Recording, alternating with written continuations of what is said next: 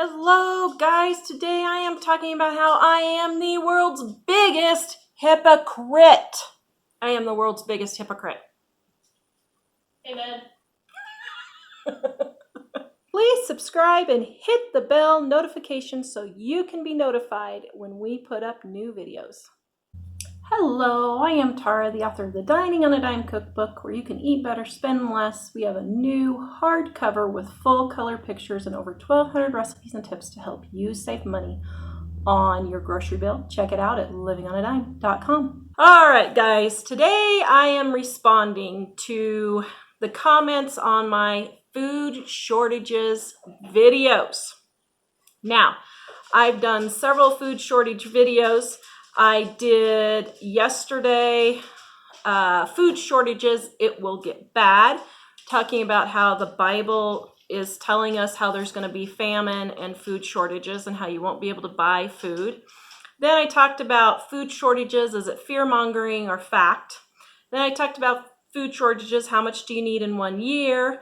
And food shortages, what you should stock up on for beginner prep and what will disappear first from the shelves. Now, in the one where I did food shortages like no other, talking about how the Bible talks about there's going to be massive famines, massive food shortages. It's going to take, I can't remember, was it a day's wages? I can't remember. A day's wages to pay for 1 loaf of bread during the tribulation after the church is raptured up to heaven. Satan is allowed to reign on earth. All hell is going to literally break loose, and it is going to be horrible for those who are left behind. Now, here's the thing. On that video about the food shortages talked about in the Bible, I got many comments that said, you are the biggest hypocrite. Didn't you just say there wasn't food shortages and now you're saying there's going to be food shortages? You need to make up your mind. Guys, you are not listening to what I am saying. And I'll guarantee you, let's see, how do I say this? I am pretty sure these people, when they are commenting, haven't even watched the entire video, but I'm going to address it anyway. If you watch the entire video, you hear what I say. Listen to what I say.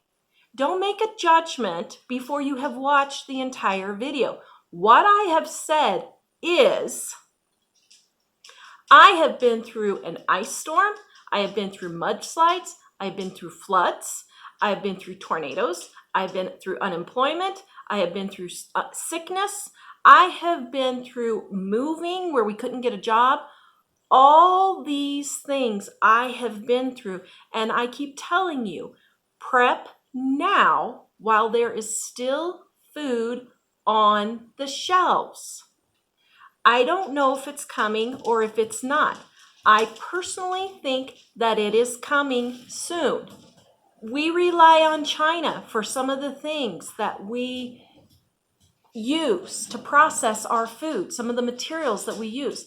If things go bad with China, we may not be able to get those materials and have to make our own, and it'll take a while for us to catch up to do that. If Biden and Harris get into office, we could have a serious economic downturn. You guys, I know there's a lot of people who think Obama did great things for our country, but I got news for you. Our medical insurance through Obamacare went from $1,500 deductible a year and $400 a month payment per month to $1,500 a month for the insurance and a $9,000 deductible per person in our family. That there is nothing affordable about that in any way, shape, or form. It is a farce. There is nothing affordable about the Affordable Care Act, period. And those types of things will happen eventually. They will. We are headed towards a socialist society. People cannot take responsibility for themselves, so they keep wanting the government to do it for them. That's just the way it's happening. We are fighting it as hard as we can to keep it from going, to keep a free country. But guys, eventually these things are going to happen. And when you turn into a socialist society, eventually it gets to the point where you don't have enough workers to pay for everything, because why should they work when they can get it for free? We're already seeing it here, people doing it all the time. So here's the thing. In my videos, I keep telling you, you should just prepare for any kind of emergency. In my videos, I am telling you that there is food on the shelves right now. Don't delay. I'm not saying you have to get a 10-year supply of food, but you should at least have 3 to 6 months worth of food, if not a year, which that's a lot of food. I totally get it. But you should have at least 3 to 6 months worth of food in case you have some sort of emergency. You never know what's going to happen. We just had the wildfires here in Colorado where they had to evacuate several towns. Well, those people didn't know if their grocery store was going to be burned down or not. Their house may have been saved, but the grocery store may have been burned down. So you never know. So no, I am not hypocritical at all in what I am saying. I am trying to help you and give you a heads up, a warning that you need to prepare for yourself. If you choose not to take that warning, that is fine. I have no problem with that.